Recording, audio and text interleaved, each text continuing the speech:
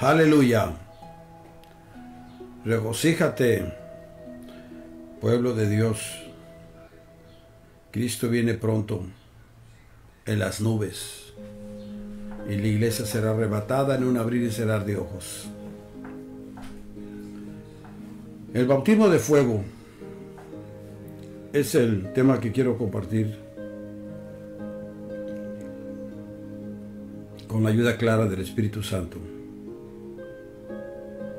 Mateo 3:11 nos dice: Él los bautizará en Espíritu Santo y fuego. Pero también en Hebreos, en el capítulo 12:29 nos dice: porque nuestro Dios es fuego consumidor. El fuego es uno de los elementos más poderosos y más notables del mundo material. Siempre se le ha considerado como elemento importante.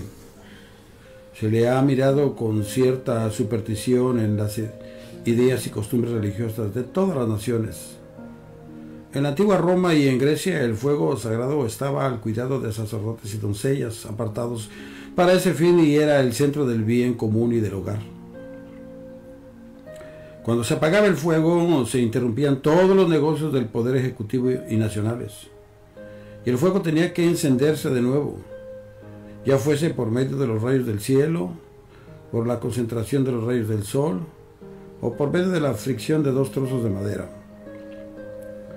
El embajador extranjero tenía que caminar alrededor del fuego antes de ser recibido por el Consejo de Estado.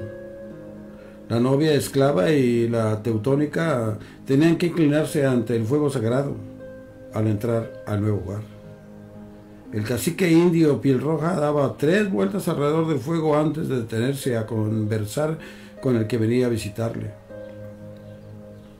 Las 12 tribus griegas llevaron sus 12 teas a Teseo para que se les incorporase al Estado, y sus fuegos sagrados entraron a formar parte del oráculo de Delfos. Los persas que rendían culto al fuego consideraban que el sol y las llamas eran elementos sagrados y creían que escupir al fuego o cometer cualquier acto impropio ante esos elementos era una profanación imperdonable. Creían que el fuego era idéntico a la vida. Los parsis de la India de hoy día adoran al fuego con santa veneración. Dios siempre ha reconocido el fuego en su palabra, no como objeto de superstición, sino como símbolo de su gloria trascendente y del poder de la presencia de su Espíritu Santo. Conforme avanzan los descubrimientos científicos y aumentan los conocimientos humanos, aprendemos a hacer más acabados análisis de estos sagrados simbolismos y sacamos de ellos más significativas lecciones. El fuego es la energía más valiosa que conocemos. El Sol es el centro de la energía de todo nuestro sistema planetario, encerrada en las entrañas de la Tierra. En las minas de carbón se encuentra la energía que impele las maquinarias del comercio y hace girar las ruedas de la industria a través del mundo. Vemos esa energía en la tremenda potencia de la artillería moderna, en el torpedo, en la bomba explosiva, en la dinamita, en la nitroglicerina y en los cañones sembradores de la muerte. El fuego es el factor principal de todos los implementos que se emplean en la guerra moderna. Aún en las fuerzas mayores de la electricidad, con sus incontables adaptaciones que van en aumento de día en día, el fuego está evolucionando todos los métodos industriales y comerciales modernos y transformando todo el curso del comercio y del trabajo. La ciencia se inclina a creer que la energía suprema de la naturaleza es la electricidad y que la fuerza que mueve los planetas en sus órbitas y las estrellas en el curso que sigue no es otra cosa que una especie de fuego eléctrico. La verdad es que cuando lleguen al punto final de las investigaciones verán que es Dios en persona quien está allí.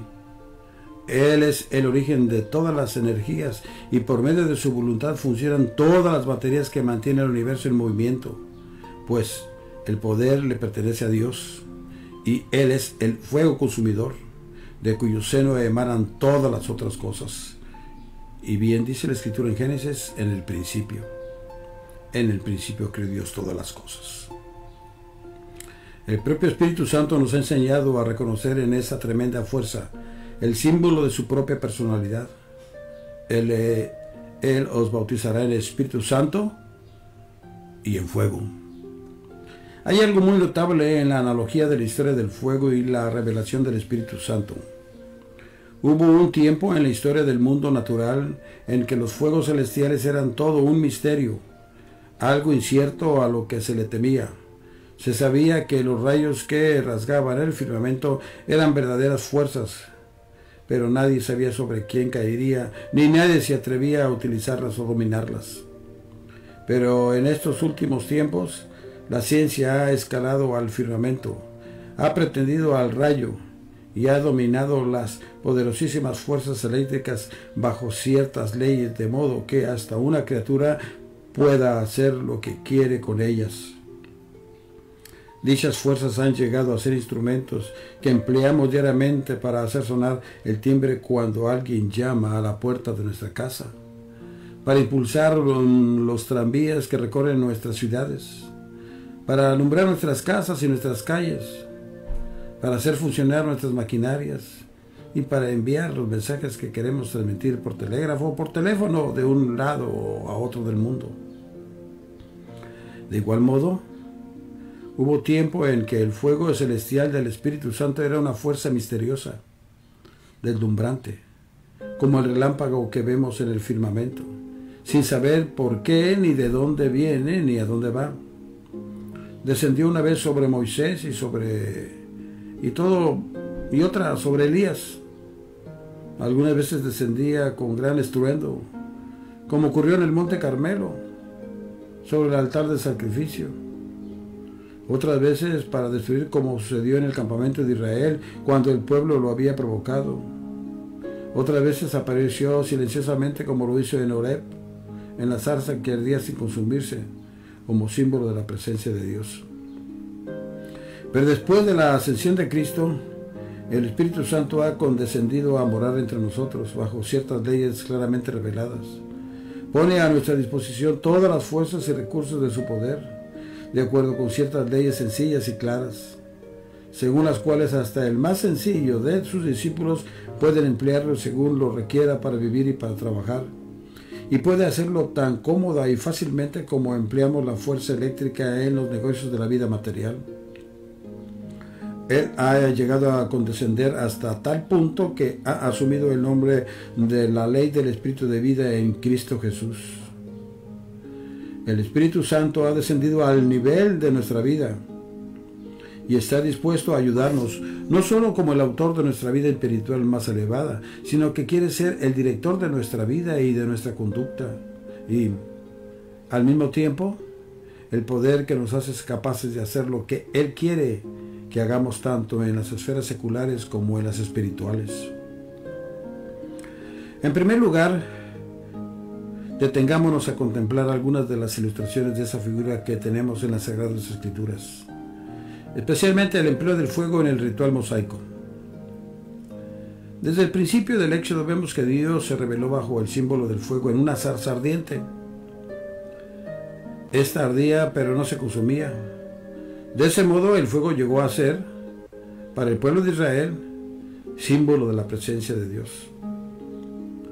La columna de fuego y la nube fueron manifestación más grande del mismo emblema glorioso, como había ocurrido en la visión que tuvo Abraham centenares de años antes, el símbolo de la presencia divina que le apareció por la noche, en la visión que tuvo el patriarca. Fue de una lámpara y un fuego que humeaba. Y así, durante toda la peregrinación por el desierto, Dios manifestó su presencia valiéndose para ello del símbolo del fuego. En el monte Sinaí descendió de igual modo y le habló al pueblo de entre el fuego. La gloria del fuego sagrado que ardía en el lugar santísimo era probablemente una llama que se levantaba. Dios contestó la oración que elevó Elías en el monte Carmelo, valiéndose para ello del fuego, y de igual modo aceptó el sacrificio que hicieron los padres de Sansón y se reveló a sus siervos en tiempos pasados. En todos los holocaustos y ofrendas que se hacían a Dios, el fuego era un elemento importante. El cordero pascual era asado en el fuego, después de lo cual lo comían como símbolo de la sangre de Cristo que el Espíritu Santo ha preparado para nosotros y que es nuestro pan de vida. El sacrificio por el pecado era retirado y sacado fuera del campamento. Allí se le quemaba, como símbolo de nuestro pecado que se descarga sobre Jesús, y el Espíritu Santo lo consume afuera del patio de nuestros sentimientos, de modo que después que el Espíritu Santo ha consumado su obra, no tenemos nada que ver con el pecado que nos dominaba y abrumaba. Lo único que nos corresponde hacer es descargar nuestras culpas sobre el Cordero de Dios y dejarlas allí. El holocausto que se ponía sobre el altar debía ser consumido por el fuego, siendo este una figura de Cristo, quien no solo se ofreció en holocausto por nuestros pecados, sino para que Dios nos aceptase, y es también figura de nuestra verdadera consagración al rendirnos a Dios por medio del Espíritu Santo. Así como el fuego se mantenía ardiendo constantemente, el fuego del Espíritu Santo se mantiene ardiendo continuamente en el alma consagrada y hace que la vida entera de dicha alma sea un sacrificio vivo, santo y agradable a Dios. En el sacrificio de paces también se empleaba el fuego. Este sacrificio era símbolo de nuestra comunión con Dios. En ese sacrificio se ofrendaba a Dios la gordura y las entrañas, y se les consumía con fuego sobre el altar. Ese era el símbolo de la parte que le correspondía a Dios en la comunión del creyente. Después de eso se le daba al sacerdote la paletilla y el pecho, y éste se los comía, lo cual era símbolo de la parte que a nosotros nos corresponde en esa santa comunión.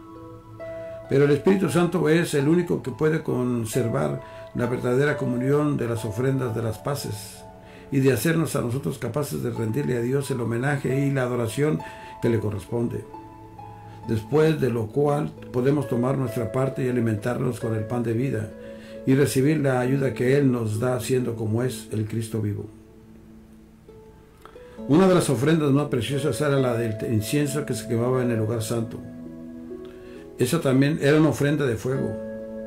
Las fragantes especias tenían que ser molidas y mezcladas, y algunas de ellas tenían que ser desmenuzadas hasta quedar convertidas en harina fina. Después se quemaban en el incensario de oro, y la dulce fragancia ascendía formando nubes de incienso delante del Señor. El humo y la fragancia henchían todo el santo lugar, despertando continuamente espíritu de adoración. En primer lugar, esta es una figura del ministerio sacerdotal de Cristo. Y en segundo lugar, de nuestro fiel ministerio por medio de la oración. Así como era necesario moler el incienso hasta reducirlo a polvo, puede ser que tenga que ver con cosas muy notables, como las especias cuya naturaleza ignoramos, excepción hecha del fragante incienso. Así en toda oración hay mucho de misterio y muchas cosas que ni aun el corazón que ora alcanza a comprender. Sin embargo, como el incienso queda bien conocido, la oración está compuesta de ingredientes y elementos que conocemos y cosas que pedimos, sabiendo perfectamente lo que queremos y en las cuales creemos definitivamente.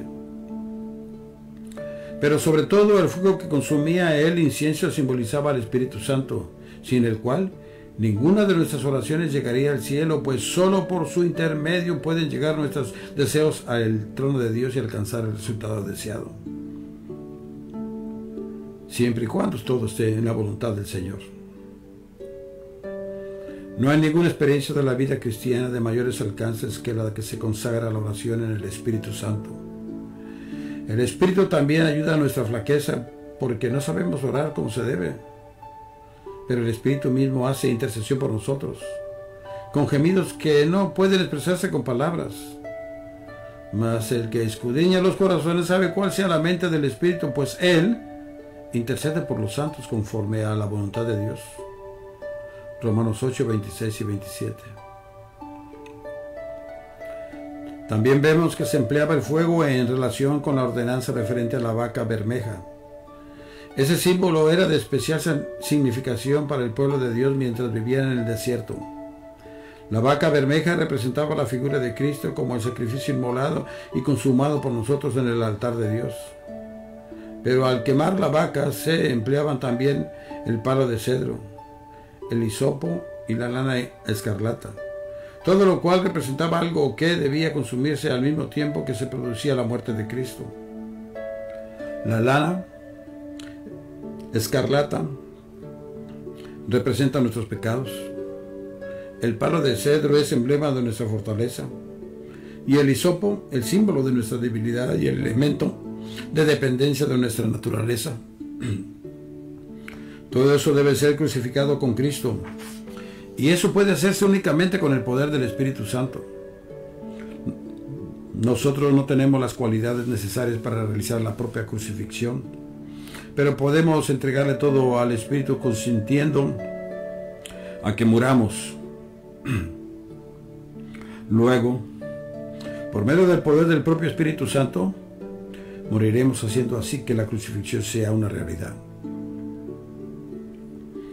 Pero después de la muerte de la vaca debía conservarse permanentemente el fuego, dándole perpetuidad por medio de la conservación de las cenizas.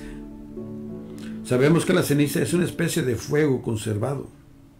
Derramando agua sobre las cenizas se produce la lejía, sustancia acre, picante, que quema. Esas cenizas se conservaban y derramaba agua sobre ellas, agua que se utilizaba para la separación o purificación cuando alguien hubiere contraído pecado o profanación. Era ese un símbolo de la obra que constantemente realiza el Espíritu Santo, limpiándonos de cualquier mancha o contaminación que pueda producirnos el contacto con las cosas terrenales bajo el ambiente en que vivimos. Esa purificación no siempre es agradable. Algunas veces tiene el efecto de la lejía o del fuego consumidor, pero es saludable, como el quemar de la carne orgullosa por medio de un elemento cáustico. Nos hace bien que nos purifique nuestra naturaleza de egoísmo y pecado. Nos proporciona inmensa bendición el poder allegarnos en todo momento en que nos hemos contaminado y el ser constantemente purificados por el Espíritu Santo, sabiendo que no solo se nos limpia, sino que se nos mantiene puros, siempre aceptables a Dios por medio de nuestro Señor Jesucristo, listos para poder vivir en constante comunión con Dios y dispuestos a servir en todo aquello que Él desee. En relación con la vida de Elías vemos notables manifestaciones del fuego. En el Monte Carmelo el fuego descendió del cielo como señal distintiva, especialmente para demostrar que Dios había aceptado el sacrificio ofrecido por el profeta y para manifestarle al pueblo la magnificencia de su poder. Al descender el fuego, el altar no solo consumió el sacrificio, sino que lamió el agua que había en las acequias excavadas alrededor del altar. A fin de hacer más evidente la fe del pueblo de Dios, el profeta hizo que el milagro se produjera bajo las circunstancias más difíciles, tapando el altar y llenando de agua las zanjas que habían excavado alrededor de éste, a fin de que no pudiera haber engaño de ninguna clase. Dios premió la fe de su siervo y realizó una obra tan gloriosa y divina que todos pudieran ver que había sido la mano de Dios la que había realizado el milagro. Y la gran multitud exclamó a gran voz: Jehová es el Dios, Jehová es el Dios. Vemos pues que el Espíritu Santo es el poder de Dios en nuestra obra, el fuego que todas las aguas del diablo no pueden extinguir, el fuego que se deleita ardiendo en los sitios más difíciles y que emprende las tareas más difíciles también. No debemos tener miedo de pedirle a Dios ese poder para llevar a cabo aquello que nos parece imposible. Al contrario, debemos presentarle a Dios con toda confianza las más grandes dificultades para glorificarle tanto más ante la feroz y formidable oposición de Satanás. Luego volvemos a ver el fuego de la destrucción. Cuando los pretendidos sacerdotes se atrevieron a ofrecer sacrificios valiéndose para ello de fuego extraño, el fuego consumidor de Dios cayó sobre ellos y los consumió. De igual modo, El Espíritu Santo sigue siendo el poder vengador de los enemigos de Dios. Fue Él quien castigó con la muerte a Ananías y a Zafira cuando obraron con presunción e hipocresía. El Espíritu Santo está todavía presente en la iglesia como el ejecutivo de Jehová y como el fuego consumidor, en cuyas manos podemos dejar confiadamente a nuestros enemigos y todos los odios de la tierra y del infierno. De esa figura podemos sacar varias lecciones. El fuego es un elemento purificador. Difiere del agua en el hecho que ésta limpia la parte exterior. En cambio, el fuego purifica el exterior, pues penetra intrínsecamente en la sustancia misma de las cosas y llena todas las fibras y partículas del objeto que se trata con su propio elemento. El bautismo de Juan representaba la purificación de nuestra conducta, la reforma de nuestro carácter y la obra de la ley y la verdad en el corazón humano. Pero el bautismo de Cristo era de fuego y penetraba a la raíz de la conducta. La pureza que Él exigía incluía los motivos que impelían a la acción, las aspiraciones y los pensamientos e intenciones del corazón. El Espíritu Santo no solo quiere que seamos puros, sino que nos da la pureza que parte de lo profundo de nuestro ser, como la llama que consume la escoria y deja el metal derretido, puro y sin contaminación. El Espíritu Santo nos separa, pues, de nuestra antigua naturaleza pecadora y nos da la naturaleza y la vida de Cristo. Además, el fuego anima y vivifica. El retorno de la primavera y el calor solar vivifican las semillas enterradas en los campos y jardines y toda la naturaleza se embellece y fructifica. Los invernáculos sirven para hacer que el calor haga germinar las semillas y las plantas y para hacerlas crecer más rápidamente. Es el calor lo que hace que el pichoncito se forme dentro del cascarón y después de romperlo crezca y se desarrolle. De igual modo, el Espíritu Santo es el que vivifica. Nacemos de nuevo por medio del Espíritu de Dios. Este es el que nos cuida y nos hace desarrollar espiritualmente hasta que lleguemos a la madurez. El Espíritu Santo es también el que vivifica el corazón y lo hincha de amor. Como el cambio que se produce del frío invierno al calor del verano, así es la transición que se lleva a cabo en el corazón. El Espíritu Santo tiene la misión de romper las ligaduras del miedo y de las aflicciones, y para inflamar los corazones con el amor de Cristo y el gozo del cielo, dando calor a todos los afectos de la nueva naturaleza y para derramar el amor de Dios en el alma hasta que ésta llegue a ser tierra abrigada siempre por el verano del amor. Finalmente, el fuego es una fuerza que imparte energía, da poder.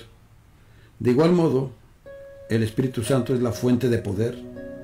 Ciertamente, si el fuego ha podido impartir a la naturaleza el tremendo poder que tiene, si ha dado al Sol la potencia necesaria para mantener a los planetas en sus órbitas y para vivificar la Tierra con su calor y cubrirla de su frondosa vegetación, si ha encerrado en el rayo y en las minas del carbón, lo mismo que en la atmósfera, el dinamismo que apenas ha descubierto el hombre hasta ahora para dar impulso a las industrias de la raza humana, él mismo puede hacer mucho más que los medios que emplea.